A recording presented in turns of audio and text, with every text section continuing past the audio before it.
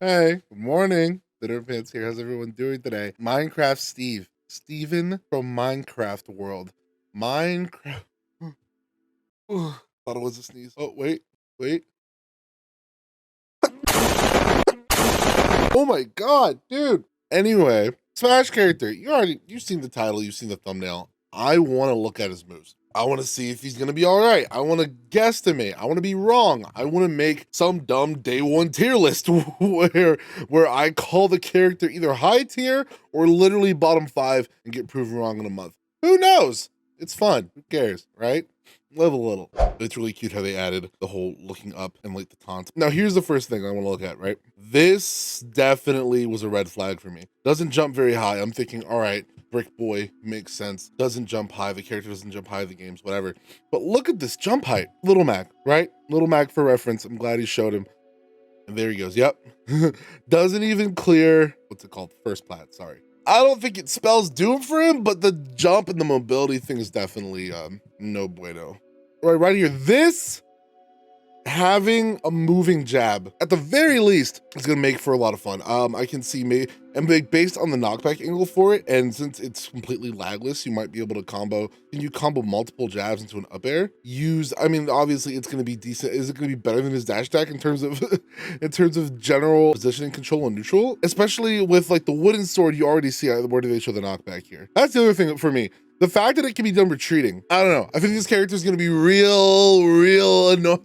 Like besides like the crafting mechanics and all that, I don't know. I don't think this character is gonna be a problem per se, especially since they have to craft their weapons to make sure they have them. But it doesn't look like it's gonna take a lot of investment to constantly have a weapon up. I feel like it's gonna be literally just as, if not less, difficult than keeping ink up for Inkling. Mind you, Inkling still has non-ink attacks that work. Well, I mean, he has non-sword attacks, but they look really bad versus Inkling having decent moves that don't require ink. But I don't think it's gonna be that big of a deal. I don't think it's gonna be that big of a hassle.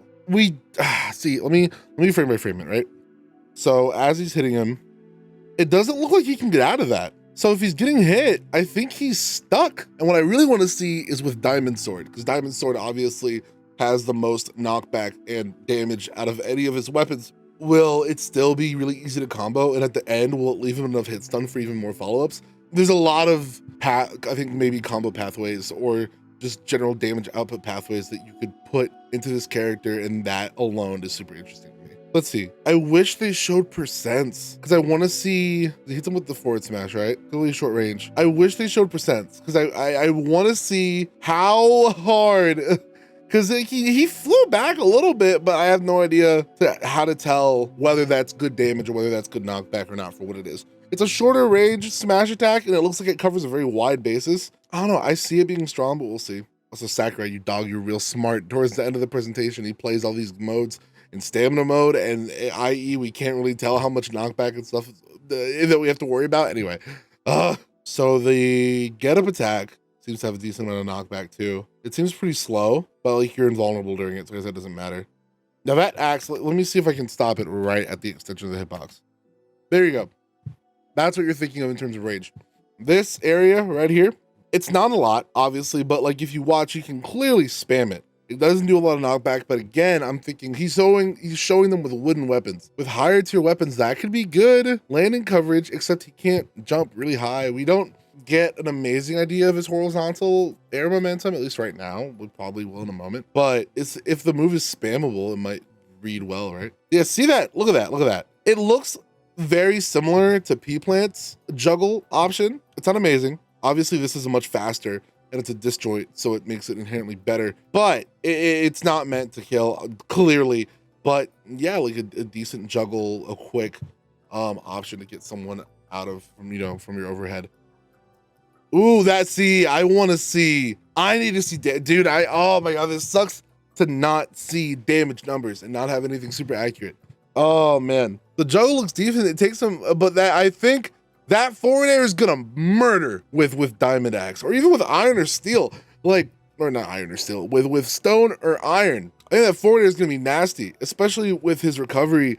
You can get down there deep with like in terms of basic edge guarding options. Clearly, we'll see later. The Steve has a lot of different ways he can mess with you off stage, but I like it. I like it. Looks like chic fare, not like chic melee fare. And this is where we get into the major, like, this is when we get into the major, like, what the mechanic. Like, we see mining. So we get the dash attack, which is nice. But here, we got stone. Oh, here we go. We see mining. We got stone, iron, redstone. It keeps going, showing off the dash attack. The dash attack looks pretty weak, honestly.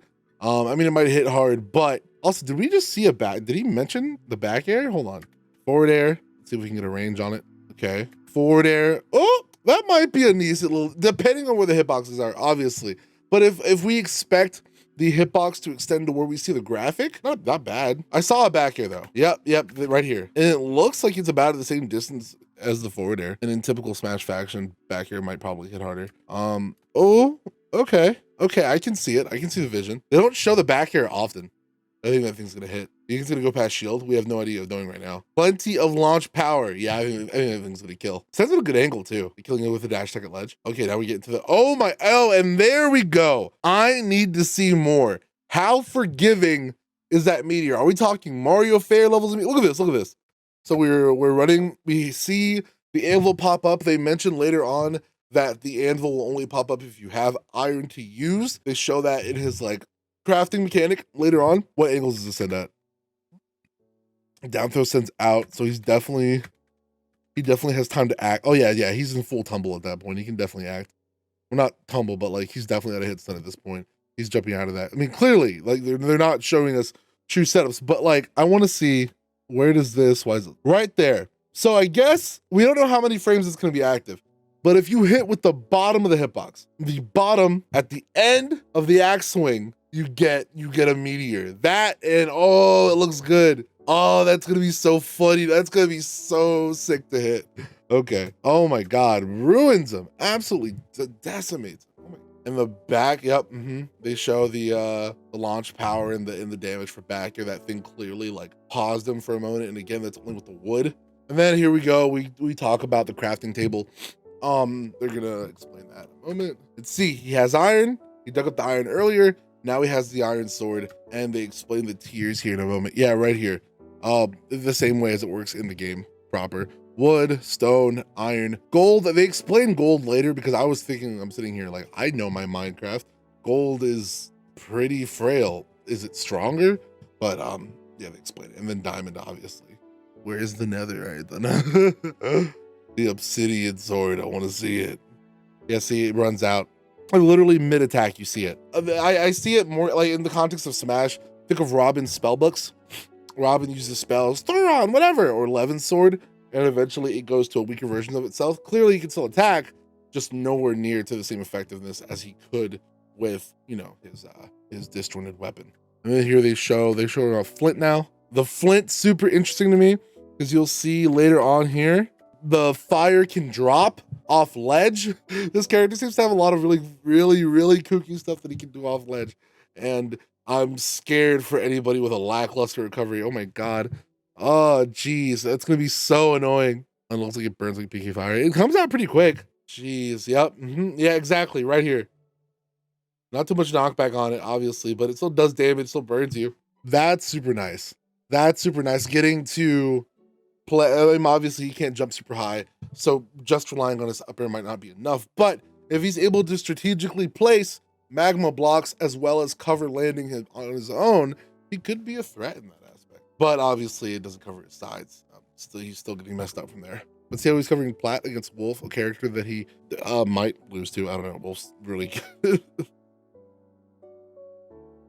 That's up tilt. So the up tilt's essentially the up air. That's going to be a good up tilt, but we'll up tilt. So I think we saw it. I mean, King Hero was really big, so I wish we could see it work next to him. So that clearly hits in front of him. Let's see. Let's go back. So he used the up tilt, but like, again, he was in K. Rool's body. I doubt the common trend in Ultimate up tilts hit above you. They're anti-air options, and they're almost always anti-air options if they're going to do that. This will probably be no different. K. Rool's just huge, so he gets hit anyway. Lava bucket. I wanted to see if they do the lava bucket off stage to see if it would melt down. I don't think so. That'd be a little cracked. Now, I forget if they mentioned if you need iron to be able to use the lava bucket, but we'll see. Oh yeah, wait, and they mentioned also its knockback angle is super sideways, like similar to like Falcon down tilt. Yeah, it sends you way over. Oh, that's gonna be good. That's gonna be good. Oh man, rest in pieces, Ganondorf. Oh my god. Having to recover and a lot of characters really struggle with the horizontal recovery. That's gonna be nuts. And then he mentions, I think this is his down air. Yep.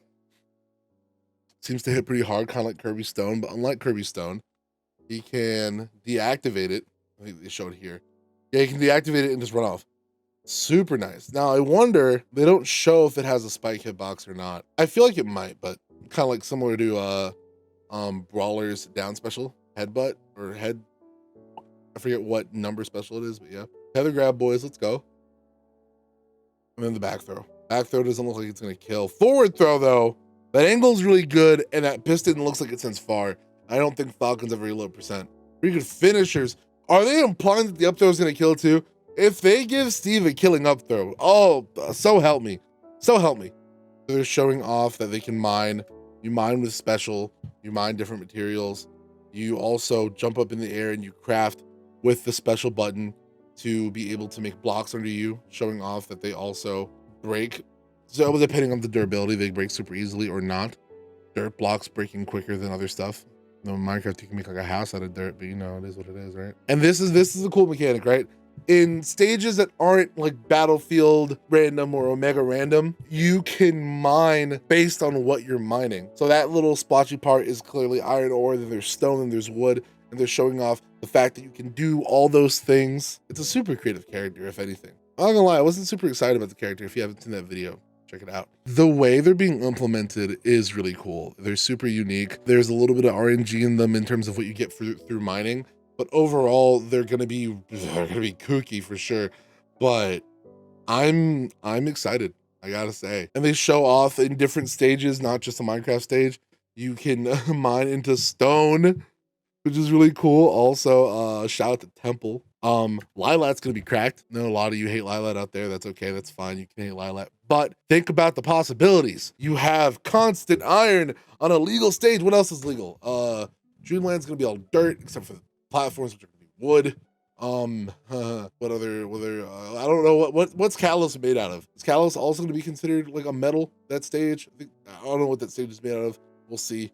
Counter picks are gonna be nuts. All right. Let's see. It's really cool how they included sand, even though sand exists almost nowhere in this game. The fact that the attention to detail, the patch should be huge. The amount of work that they had to do to include these things in already existing assets in the game is insane. I expect a lot of day one bugs, not bugs per se, but it's gonna be rough, I think. But we'll get there, you know. And then they explain how if you're fighting on random Omegas or battlefields, there's going to be a standardized farming rotation. So pressing B near the crafting table, that allows you to craft, or special rather. They specify about gold. I mentioned this earlier. Gold tools are very fragile and they have low power, but there's a lot of speed. They're going to show the comparison now. Yeah. So I wonder how useful gold will be as a weapon. So so it's always the same rotation of drops. Pretty good. So the crafting tables are breakable opponents. And at first I'm like, dang, so you can just camp the crafting table. No, you can just make a new one wherever you want. Also, you cannot dodge and make a table at the same time. Yeah, they're showing that now here too. Yeah, they're showing on the block the creative side of the game now. Okay. The dirt blocks clearly they break pretty quickly. As you build anything based on whatever materials you have in your little bar. I'm gonna show that later too. That determines what you make. You got a bunch of wood, got a bunch of stone, able to climb on it. If you're standing on something, it debilitates faster. They get knocked back here. And then they jump around. There you go. Double jump refreshed. Landing mix-ups. The potential that I'm seeing here is absolutely insane. Even though their jump sucks. And look at this. I've never been so satisfied watching Pikachu die, bro. Oh my God. Like, look, oh. That's on a dirt block. So the amount of time that they had to do that and then double jumping it back to stage, they're showing off the limits. There's a border around the stage where they cannot pass. I don't even think the limits are that egregious. There's a top border and a side border.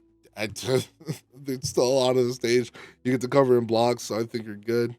They didn't talk about block limits, but I'm pretty sure there are some. Here they explain the bar that shows you how much of whatever material you have based on how much you've mined. They give you a gold indicator, a diamond indicator. The diamond and gold indicators will also flash when they are ready to be used for crafting. The rest, you'll see the meter debilitate based off what you've mined so far. Super nice. Also, it's nice that the game will automatically craft whatever the strongest material you have is. They explain redstone here in a few. Use iron to make your train tracks. Of course, I think it's a mix of iron and wood.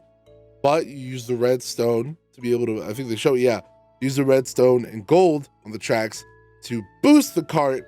And that looks like it does a decent amount of knockback. I don't know if they show it anywhere. And then obviously they can't go up slopes.